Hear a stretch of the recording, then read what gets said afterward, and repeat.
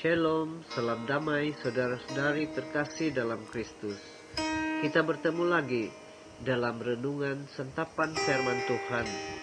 Pada hari ini Jumat Agung 2 April 2021.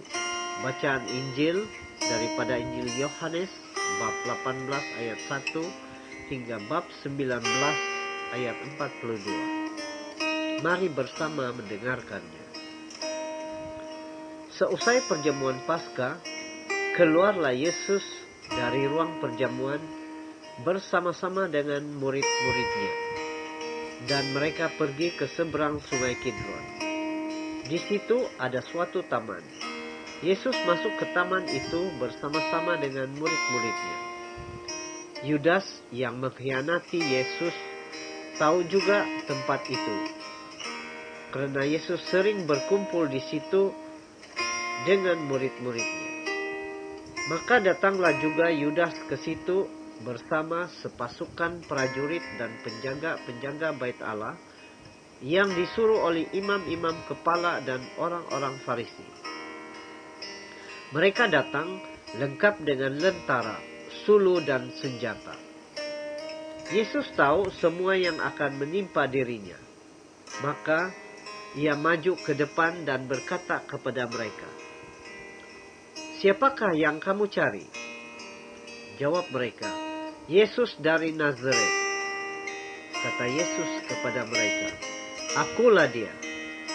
Yudas yang mengkhianati Yesus berdiri juga di situ bersama-sama mereka. Ketika Yesus berkata kepada mereka, "Akulah dia," mundurlah mereka dan jatuh ke tanah. Maka Yesus bertanya pula, "Siapakah yang kamu cari?" Jawab mereka, "Yesus dari Nazaret." Jawab Yesus, "Telah kukatakan kepadamu, akulah dia.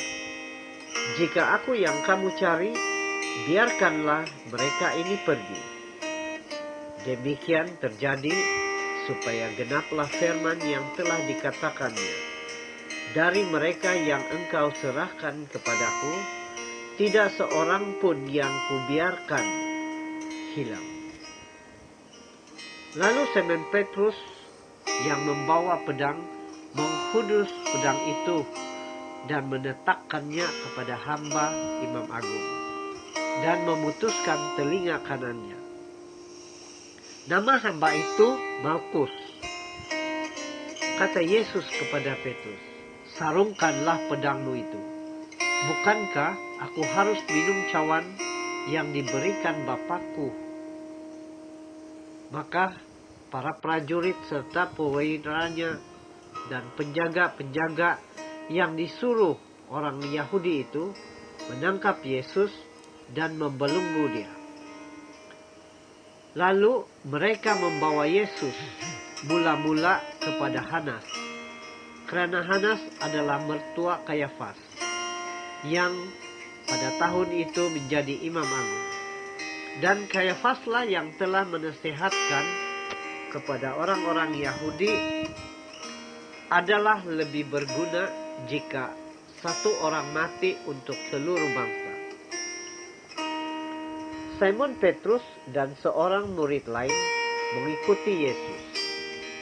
Murid itu mengenal imam agung, dan ia masuk ke halaman istana imam agung itu. Tapi Petrus tinggal di luar dekat pintu. Maka murid lain tadi yang mengenal imam agung kembali keluar, bercakap-cakap dengan perempuan penjaga pintu, lalu membawa Petrus masuk. Maka kata perempuan penjaga pintu kepada Petrus, "Bukankah engkau juga murid orang itu?" Jawab Petrus, "Bukan." Sementara itu, hamba-hamba dan penjaga-penjaga bait Allah yang telah memasang api arang, sebab hawa dingin waktu itu, dan mereka berdiri berdiam di situ. Petrus pun berdiri berdiam bersama dengan mereka. Maka mulailah imam agung menanyai Yesus, tentang para murid dan tentang ajarannya. Jawab Yesus kepadanya, "Aku berbicara terus terang kepada dunia. Aku selalu mengajar di rumah-rumah ibadat dan di bait Allah, tempat semua orang Yahudi berkumpul. Aku tidak pernah berbicara sembunyi-sembunyi. Mengapakah engkau menanyai aku? Tanyailah mereka yang telah mendengar apa yang kukatakan kepada mereka. Sungguh, mereka tahu apa yang telah kukatakan." Ketika Yesus berkata demikian, seorang penjaga yang berdiri di situ menampar muka Yesus sambil berkata, "Begitukah jawabmu kepada Imam Agung?" Jawab Yesus kepadanya, "Jikalau kataku itu salah, tunjukkanlah salahnya. Tetapi jikalau benar, mengapakah engkau menampar aku?" Lalu Hanas mengirim Yesus terbelenggu kepada Kayafas, Imam Agung. Simon Petrus masih berdiri berdiam. Kata orang-orang di situ kepadanya, "Bukankah engkau juga seorang murid Yesus?" Petrus menyangkalnya, katanya, "Bukan." Salah seorang hamba Imam Agung, keluarga dari hamba yang telinganya dipotong Petrus, berkata kepadanya, "Bukankah engkau kulihat di taman itu bersama-sama dengan Yesus?" Maka Petrus menyangkal lagi, dan ketika itu berkokoklah ayam. Keesokan harinya mereka membawa Yesus dari istana Kayafas ke gedung pengadilan. Ketika itu hari masih pagi. Mereka sendiri tidak masuk ke gedung pengadilan itu, supaya jangan menajiskan diri, sebab mereka hendak makan Paskah. Sebab itu Pilatus keluar mendapatkan mereka dan berkata, "Apakah tuduhan kamu terhadap orang ini?" Jawab mereka kepadanya, "Jikalau ia bukan penjahat, kami tidak akan menyerahkannya kepadamu." Kata Pilatus kepada mereka, "Ambillah dia dan hakimilah dia menurut hukum Tauratmu." Kata orang-orang Yahudi itu, "Kami tidak diperbolehkan membunuh seseorang." Demikian terjadi supaya genaplah firman Yesus yang dikatakannya untuk menyatakan bagaimana ia akan mati. Maka kembalilah Pilatus ke dalam gedung pengadilan, lalu memanggil Yesus dan bertanya kepadanya, "Engkau inikah raja orang Yahudi?" Jawab Yesus, "Dari hatimu sendirikah engkau katakan hal itu? Atau adakah orang lain yang mengatakannya kepadamu tentang aku?" Kata Pilatus, "Orang Yahudikah aku? Bangsamu sendiri dan imam-imam kepala telah menyerahkan engkau kepadaku. Apakah yang telah engkau perbuat?" Jawab Yesus, "Kerajaanku bukan dari sini. Jika kerajaanku dari dunia ini, pasti hamba-hambaku sudah melawan, supaya aku jangan diserahkan kepada orang Yahudi. Akan tetapi kerajaanku bukan dari sini." Maka kata Pilatus kepadanya, "Jadi engkau adalah raja?" Jawab Yesus, "Seperti yang kau katakan, aku adalah raja. Untuk itulah aku lahir dan untuk itulah aku datang ke dunia ini, yakni untuk memberikan kesaksian tentang kebenaran. Setiap orang yang berasal dari kebenaran mendengarkan suaraku." Kata Pilatus kepadanya, "Apakah kebenaran itu?" Sesudah mengatakan demikian, Pilatus keluar lagi mendapatkan orang-orang Yahudi dan berkata kepada mereka, "Aku tidak mendapati kesalahan apapun padanya. Tetapi padamu ada kebiasaan bahwa pada hari raya Paskah aku membebaskan seorang bagimu. Mahukah kamu supaya aku membebaskan raja orang Yahudi ini bagimu?" Mereka pun berteriak, "Jangan dia, melainkan Barabas." Barabas adalah seorang penyamun.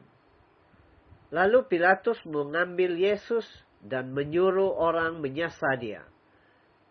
Prajurit-prajurit menganyam sebuah mahkota duri dan menaruhnya di atas kepala Yesus. Mereka mengenakan jubah ungu padanya. Dan sambil maju ke depan mereka berkata, "Salam hai Raja orang Yahudi." Lalu mereka menampar wajah Yesus.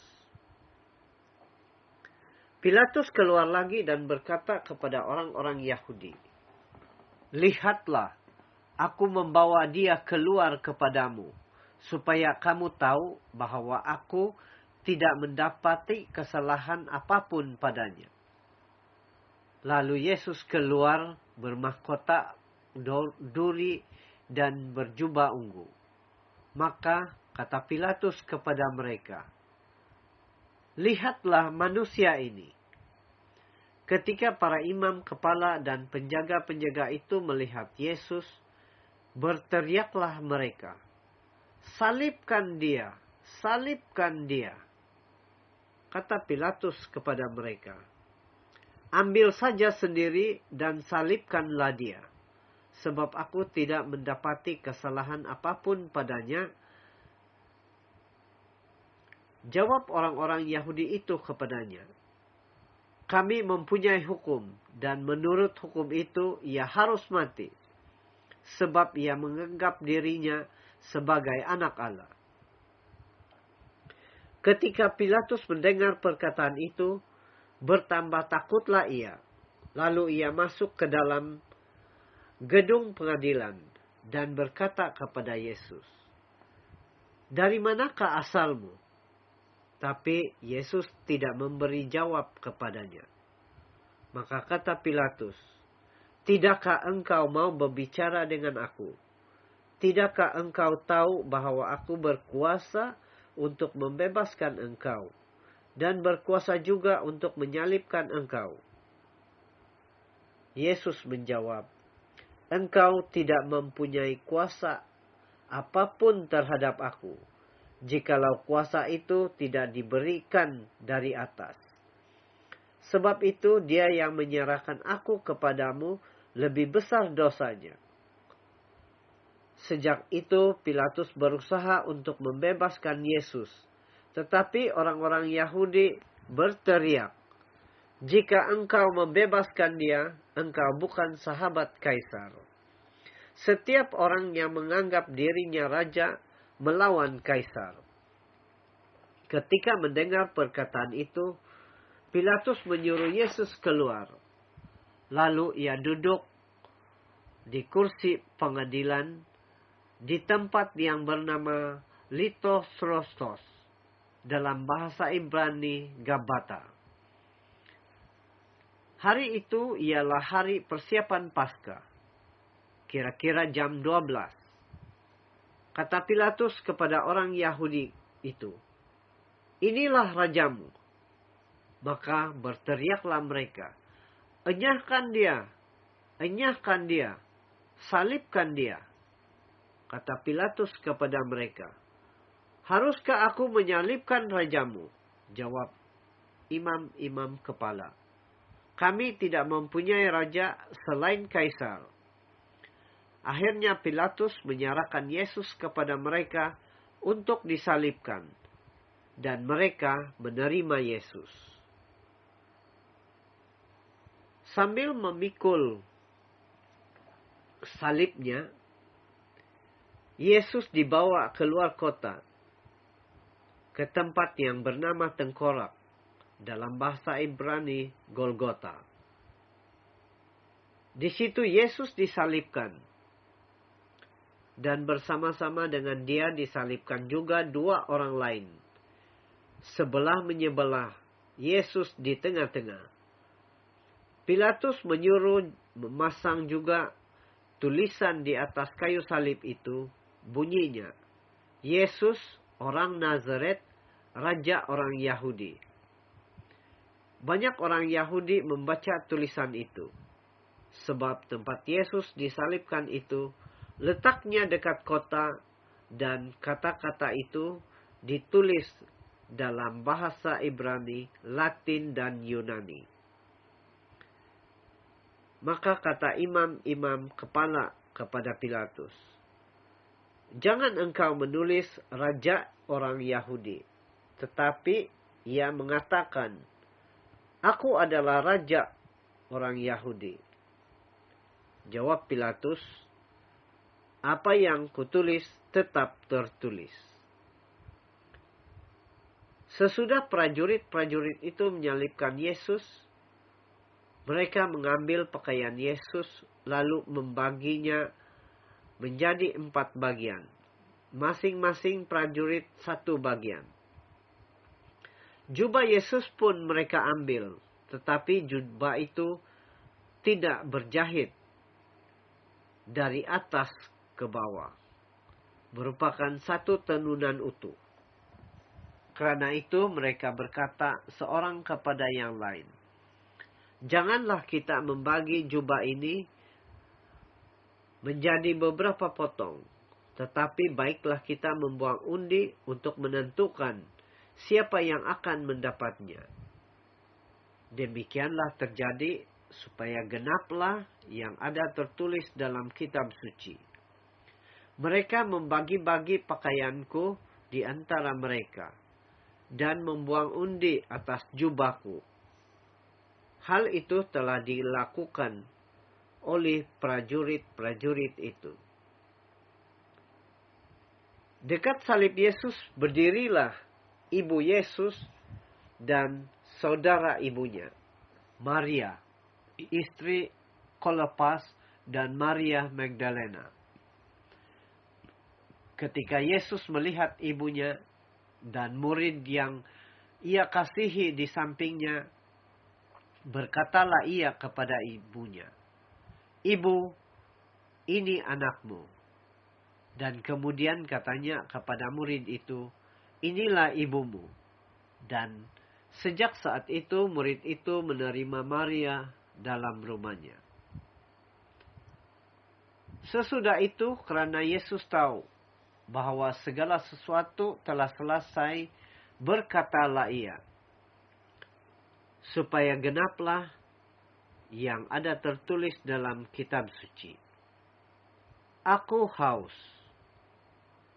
Di situ ada satu buli-buli penuh anggur asam. Maka mereka mencucukkan bunga karang pada sebatang hisop, mencelupkannya dalam anggur asam itu, lalu menunjukkannya ke mulut Yesus. Sesudah minum anggur asam itu, berkatalah Yesus, "Sudah selesai." Lalu Yesus menundukkan kepalanya dan menyerahkan nyawanya.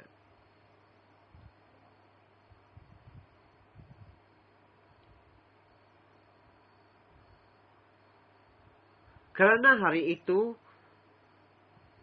adalah hari persiapan Paskah, maka supaya pada hari Sabat mayat-mayat itu tidak tinggal tergantung pada kayu salib, maka Sabat itu adalah Sabat besar.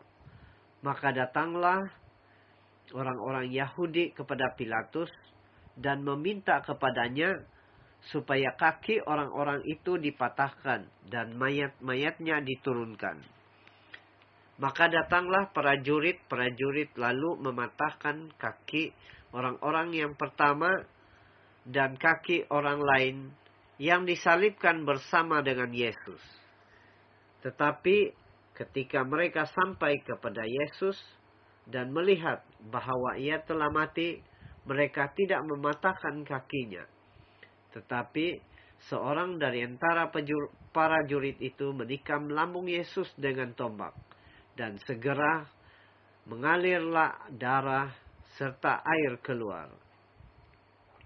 Dan orang yang melihat sendiri hal itu, yang memberikan kesaksian ini, dan benarlah kesaksiannya, dan ia tahu bahwa ia mengatakan kebenaran, supaya kamu juga percaya. Sebab hal itu terjadi supaya genaplah yang tertulis dalam kitab suci. Tidak ada tulangnya yang dipatahkan. Dan nas lain mengatakan, mereka akan memandang dia yang telah mereka tikam. Sesudah itu, Yusuf dari Arimatia. Yusuf ini adalah seorang murid Yesus, tetapi sembunyi-sembunyi karena takut kepada orang Yahudi, meminta kepada Pilatus supaya ia diperbolehkan menurunkan jenazah Yesus. Pilatus meluluskan permintaan Yusuf. Maka datanglah Yusuf dan menurunkan jenazah Yesus. Juga Nikodemus datang ke situ.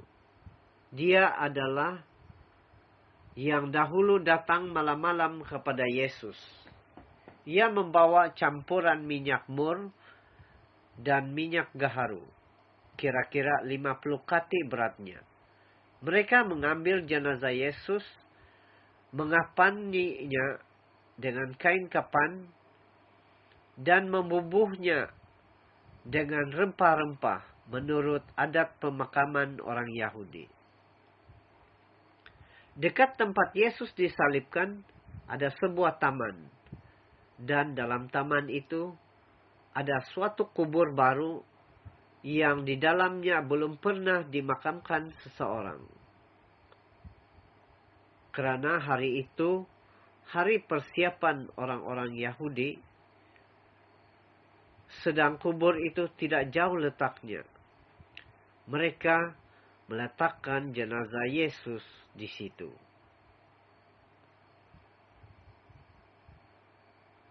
Demikianlah Injil Tuhan. Terpujilah Kristus. Saudara-saudari, dalam firman Tuhan pada hari ini, terutama dalam Minggu Suci ini, kita dapat merenungkan beberapa hal, terutama sekali dalam perjalanan penyaliban Yesus.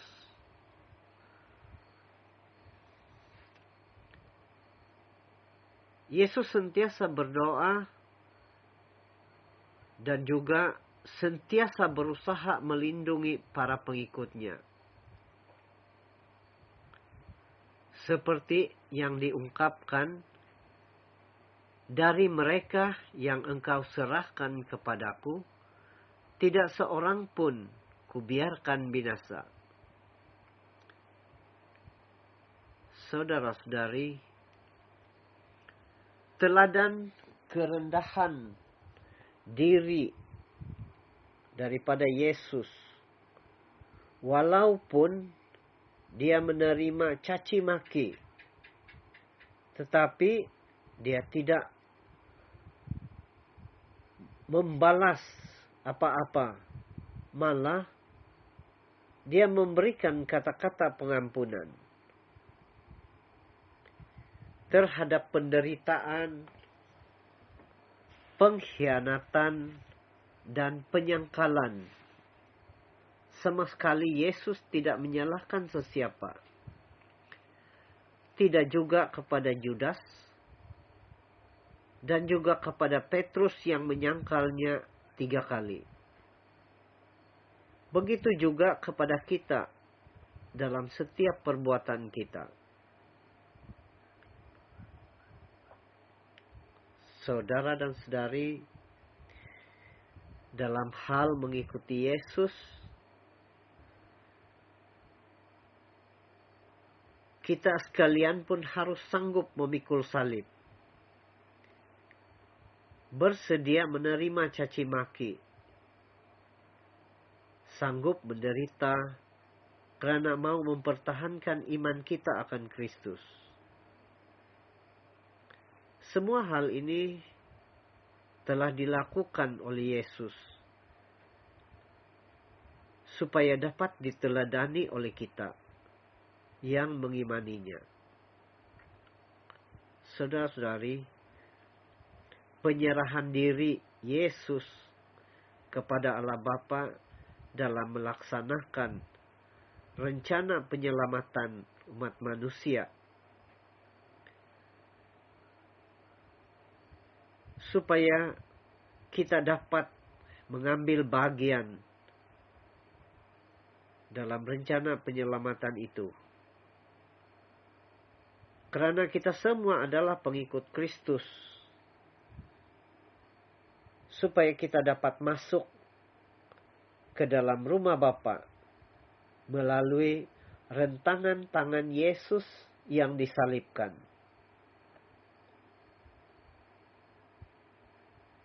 Maka kesimpulannya, saudara-saudari,